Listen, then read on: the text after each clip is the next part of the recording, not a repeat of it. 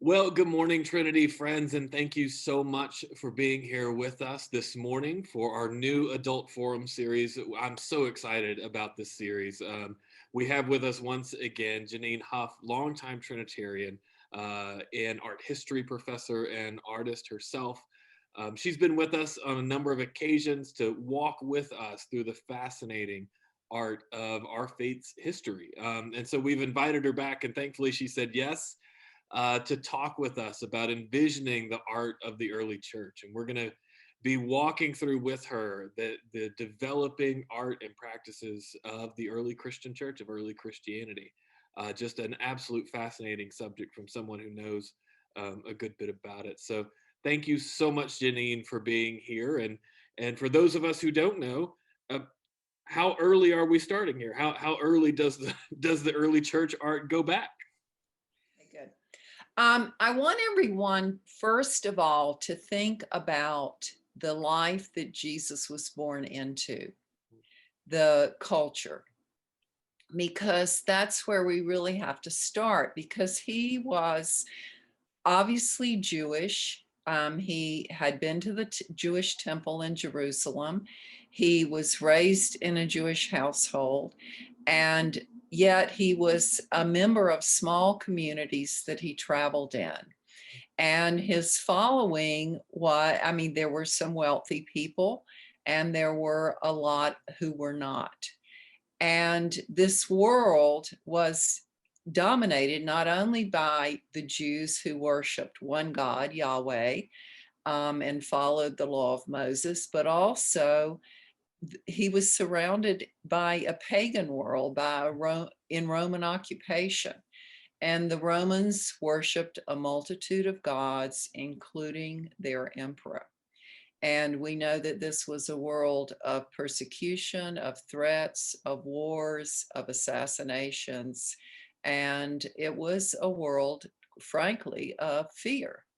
And so keep in mind as we talk about the art that the early church was first a secret. It was private. There were house worshiping in homes in the desert, and it was pretty much hidden from Roman authorities. So this greatly affected the art. Um, I want to show in the beginning this image from a catacomb. This is from the catacomb of Domitilla. And Domitilla, the elder, was the wife of Vespasian, and she died around 69 CE, first century. And um, there also is a Saint Domitilla who was her granddaughter, but this is the elder. And one of the earliest images of Christ is in this catacomb. And this catacomb is 10 miles from the Appian Way, underground 20, 30 feet. It went on for miles. And it was where a lot of the elite, particularly the Flavians, were buried. And you were Christian tombs in the first, second, third century, up to the fifth, were buried beside pagan tombs. It was a matter of what you could afford. And Christ, or Jesus, in the first, second century was represented symbolically as a shepherd. And this is an old theme. It goes back to Greece, to the calf bearer, to archaic Greece. And it is not only an image of Christ taking care of his flock, but it's also an image of salvation, of the comfort in the afterlife, which would have been one of the intentions of the paintings in the catacombs. And it's also an image of sacrifice. Of course, Christ is the sacrificial lamb. And we want to think about the symbolism in this particular reading. The Jews would have known what this meant. obviously, because of the 23rd Psalm, the Lord is my shepherd. And the Greeks, the Gentiles would have known because the cupbearer was an old image in particularly Greek art. That's fascinating, because I think many of us are familiar with the idea of the Lord is my shepherd, and Christ the good shepherd, which is a reading we will have heard just a couple of weeks ago. But to hear also the connection to ancient pagan worship and ancient pagan ideas is fascinating. To see that image crossing those boundaries. Yes, it is. And also, I want you to notice in this, because what I'm doing today in our first of this series of 6, I believe, is I'm backtracking to art other than this image, to art before Christ, to give you a vocabulary, and so that we're all looking at this through the same lens. So as we look at this one image first, notice that the dress of Christ is Roman. And, you know, the sort of tunic, the sandals, the stockings, the staff, well, that could go even back to a shepherd. So, but notice the imagery carefully, and also the really beautiful portrayal of the sheep, and I'll explain that in a minute. So I'm going back to cave painting, and you'll see the reason in a minute.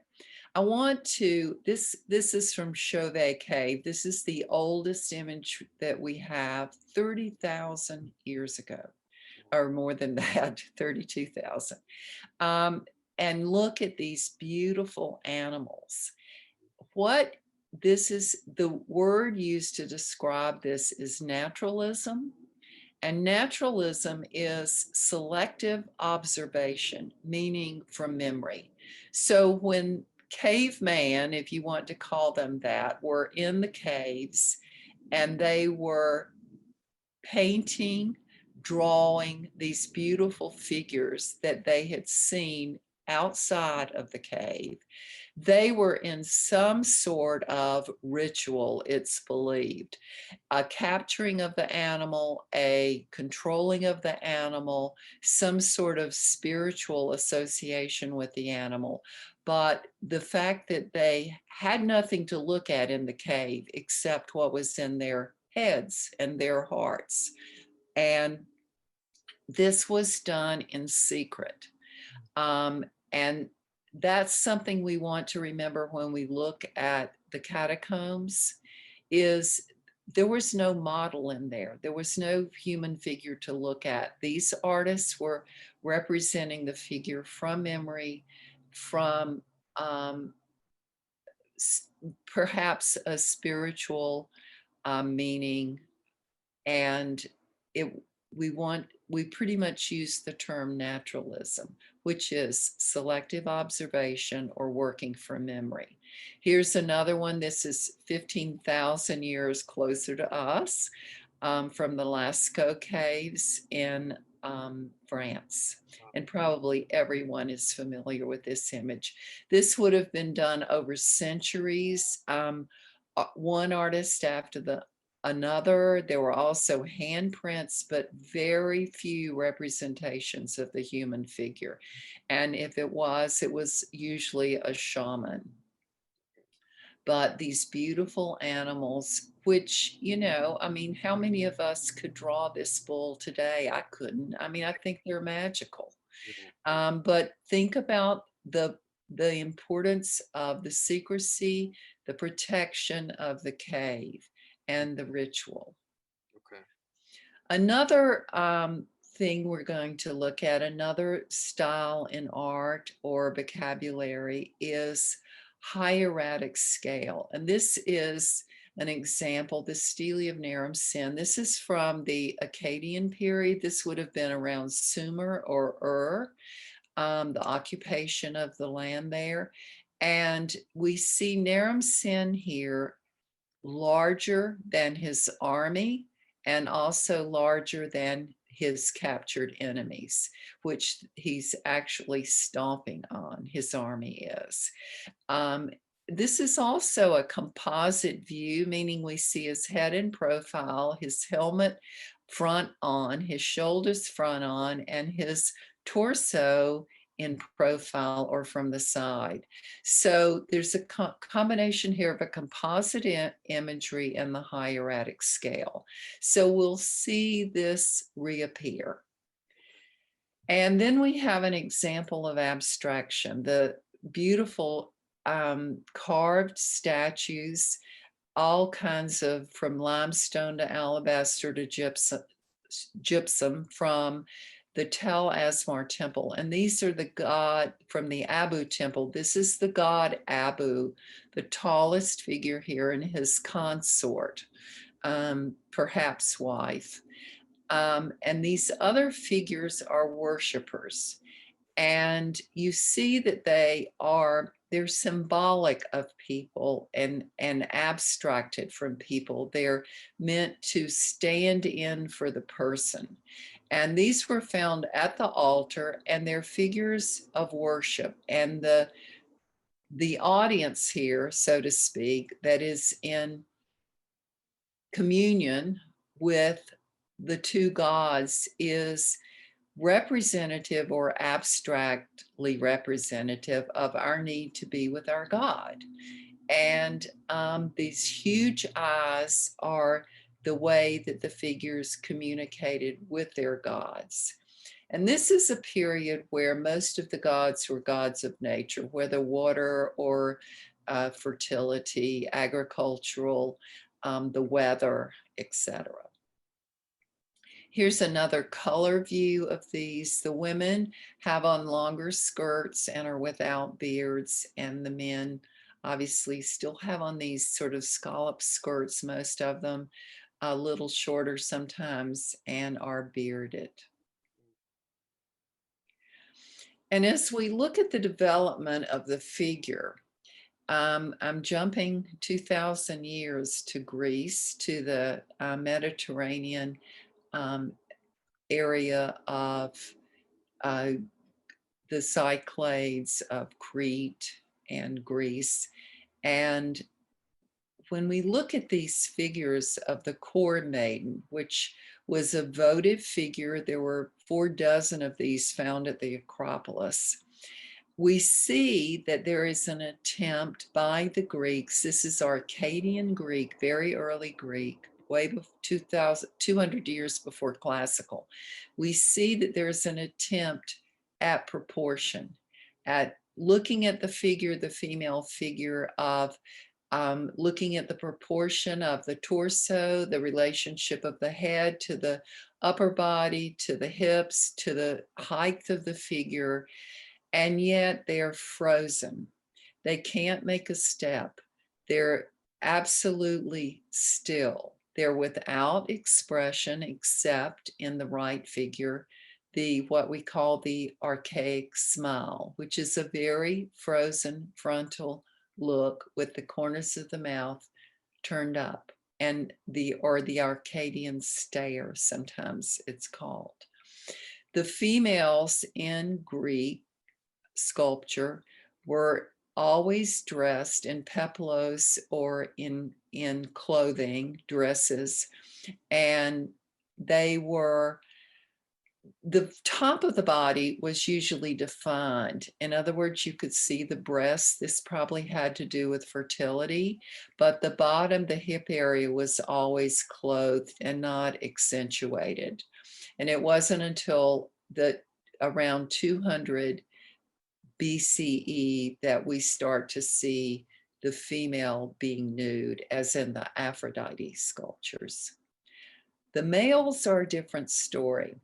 Critias boy here on my left is from the early classical period, 480. The Doryphorus on the right is from the mid-classical. This is before the Parthenon by about 20 years. But this is where sculpture changes and the representation of the human figure. In Critias boy, we have what's called Contrapposto, which is counterweight, where all of a sudden that frozen quality of the peplous core, the female figures, they step back. Weight is on one leg and the other leg is at rest. This shifts the entire torso, including the abdominal structure and the shoulders and the head. It's very hard to hold your head completely straight when you have your weight on one leg. And also you'll notice as we develop into the Doryphorus, which means spear bearer, he had a spear in his hand initially. We see this is Polyclitus as the sculptor, and Critias is the sculptor for the Critias boy. We see here more of an exaggeration of Contrapposto, and we see the head tilted in a way that it tells us there perhaps is thought or expression going on. Yet both of these figures are ideal types. They are not portraits. But they were the turning point of sculpture, of three-dimensional form. The Greeks portrayed, there's this statement or quote, the Greeks portrayed their gods as men and their men as gods. And there's very little distinction between a god and an athlete. And because of their athletic competitions, the male figures were always nude, even Apollo and Zeus. So this is Dionysus. This is from the east pediment of the Parthenon. And very little remains, fragments at the British Museum, but the Parthenon, sadly, was vandalized in the 6th and 7th century during the early iconoclastic movement. And then the Venetians had stored ammunition in there, and the Turks blew it up and blew off the east side, and the west side remained. And then Lord Elgin came along from England, and in trying to remove the west side and take it back to the British Museum, it was dropped. So very little remains. But here is Dionysus, again, an ideal type who's reclining on the left side. You can see the pediment would have gone up at this angle of the east pediment of the Parthenon. And here are the three goddesses who recline on the right side, as you can see the pediment move up. And what's important about these figures is this is the appearance of truth. These three figures wrapped in this drapery. This is Phidias, the famous sculptor of the Parthenon, who didn't sculpt everything, but he laid it out. It was his master plan. And these figures are really struggling in all of this drapery to give us what? Life. And so this appearance of truth, this energy is really an illusion, but beautifully done. And this would be Artemis, Leto, and Aphrodite. So as we move into the 4th century, out of the what's called the classical or the high classical, which would include the Parthenon in the late 5th, and we move into the 4th century, we look at the portraits of Alexander the Great. And I say portraits for the first time.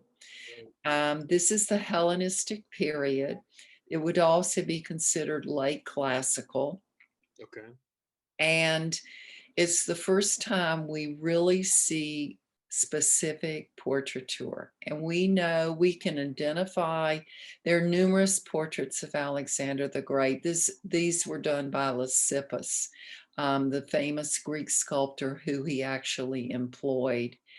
And he was the first leader, ruler, conqueror to realize the importance of portraiture, that his image needed to be seen, that people needed to know who he was. And these portraits of him were circulated all over his empire, the Persian Empire. And we can identify him by his calic, his sort of unruly hair, his cleft chin, his sort of turned up mouth with the dimples, even as now I say older, he died when he was 32 of probably typhoid or malaria, which is amazing to imagine what all he accomplished. But this is probably the last portrait of him. But what this did was it spurred Roman portraiture, and the importance of portraiture and the importance of a likeness and how important it is to be identified. So keep that in mind too, because as we see Christian art travel and mature, we start to see more interest in the importance of a recognizable image. Mm. And look who has adopted the Hellenistic style of Alexander the Great, who was Augustus Caesar's role model, of course. And Augustus Caesar adopts his hair, adopts the classical style, somewhat the lips, somewhat the chin.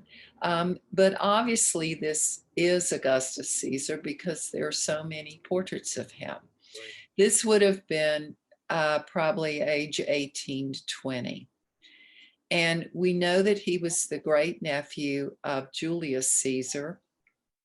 And he was raised by his aunt Julia, who was Julius Caesar's sister, great aunt Julia. And he was the adopted son, thus heir of Julius Caesar, who, if he had biological children, they were not claimed. So looking at this image, somewhere between this image and this image, Christ was born. Mm. And this is one of the this is a huge thing for me to think about, is looking at this image of really a very young man who had no idea of his future, really. No idea that Jesus is going to be born and he's going to be facing dealing with a Christian world, not for very long because he dies in 14 BC, but he was aware of it. And here he is as a probably 40-year-old. This is a debatable sculpture because there were many copies of it.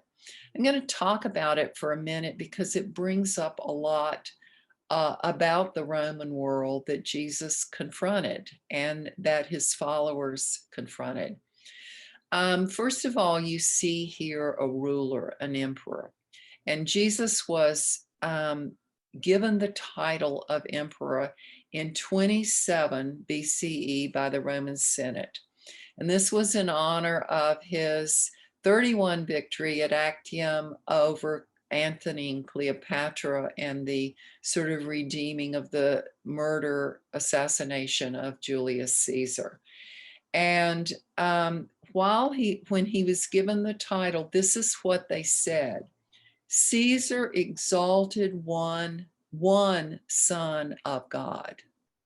So that is his formal title, one Son of God. And this is his connection to divinity of sorts. Pagan divinity is right here. This is Eros in the Roman world, or Cupid in the Greek world, on a dolphin as a strut, as a balance or support for this figure. And he believed that he was a descendant of Aphrodite. And this tells the world that he is divine. So it connects us with that demand, requirement of the Roman world, that you were required to worship the emperor, to have faith, claim faith in the emperor and no one else. It certainly says something about that centurion at the cross who says, "Surely this was the Son of God," and looking at Jesus. It certainly puts that line in a That's right. much more political context. That's right. And back to Alexander, you see the resemblance here. Uh, Augustus Caesar was never shown old. He lived into his 70s, but he was always portrayed as a young man, somewhere between 30 and 40 usually, as in here. It's believed that this sculpture was done or started around 20 or 19 BCE, because this is a Parthian soldier returning a document or a staff to the Roman emperor. And this breastplate, it's called, in his full regalia of military dress, is the message here of the importance, the ruler, the emperor, the dominance, the winner, and also the threat.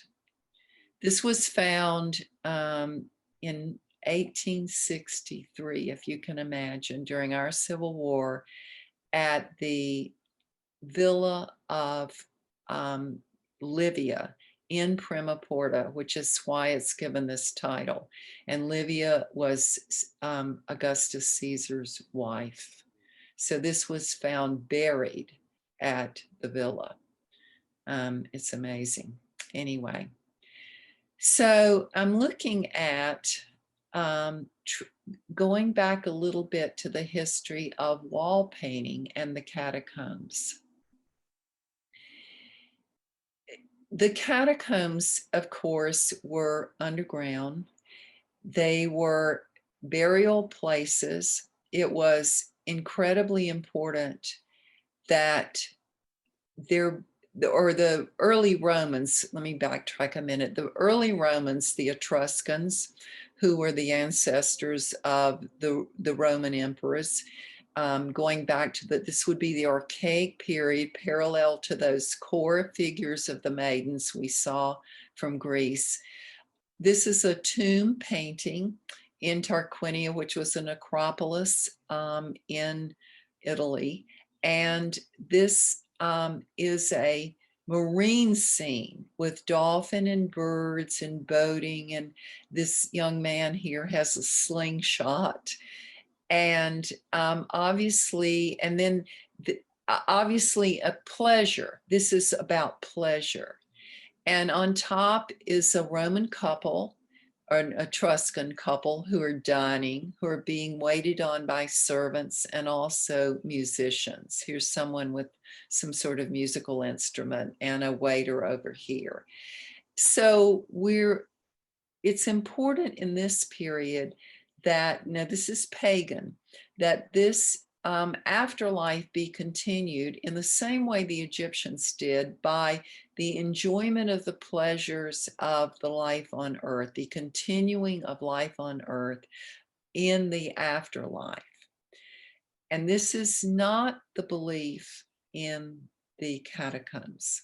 We'll talk about that in a second, but I want to go through a few wall paintings to just show you a little of the history, and also in the case of Pompeii, the sophistication.